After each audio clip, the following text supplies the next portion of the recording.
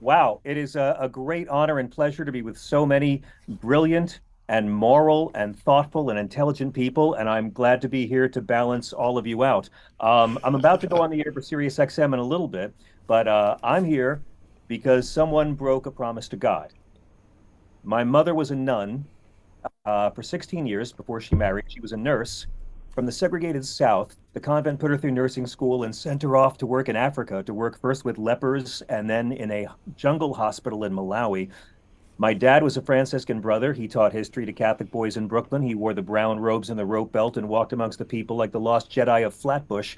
My father, the brother, met my mother, the sister, fell madly in love, and eventually got her to leave. They married and settled down on Long Island to raise us to be progressive, free thinking Catholics, which is why I do stand up because I can never afford the therapy I actually need. So I grew up admiring Jesus the way anybody admires mom's first husband, but I've come to view Jesus the way I view Elvis.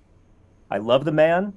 Some of his fan clubs terrify me, but I actually will vote for Jesus as a write-in candidate any day, and I encourage all of our right-wing friends to do so as well. Cut out the middleman and vote for Jesus, a peaceful, radical, nonviolent revolutionary who hung around with lepers, hookers, and crooks, who never spoke English, was not an American citizen, anti-wealth, completely anti-death penalty, anti-public prayer, Matthew 6:5, anti-public prayer, but never once anti-gay, never once said a thing about abortion, never called the poor lazy, never fought for tax cuts for the wealthiest Nazarenes, never said torture's okay sometimes, and was a long-haired, brown-skinned, that's in Revelation, brown-skinned, homeless, community organizing, anti-slut shaming, unarmed Palestinian liberal Jew.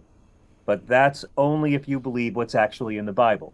And for me, I'm writing a book now called Separation of Church and Hate, about using the Bible against these Christian nationalists and fundamentalists.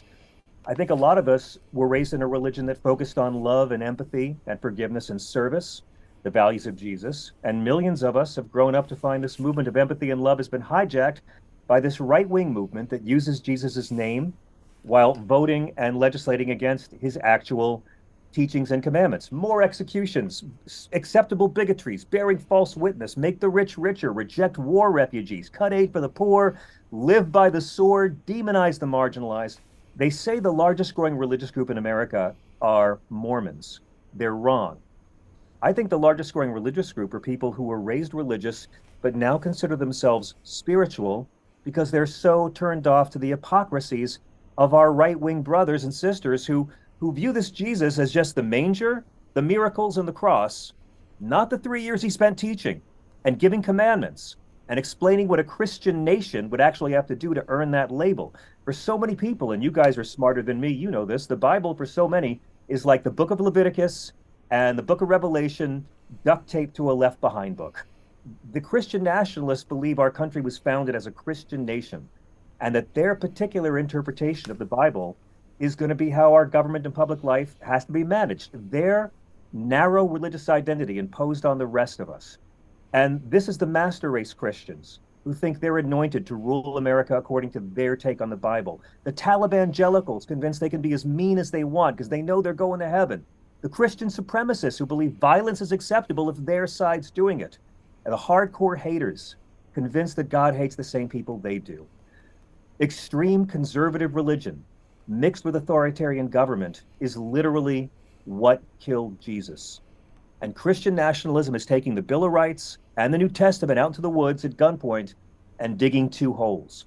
I'm so inspired by this at a time when we see politicians try to make the abortion rate go down by making it harder for women to get birth control, where they brutalize Christian refugees who they call illegals by running razor wire through the Rio Grande, when fundamentalists believe a talking snake was literal fact, but love your enemies was just being all metaphorical, and where the Republican Party's greatest trick was getting the followers of Jesus to vote against everything Christ ever talked about by talking about abortion, which Christ never talked about.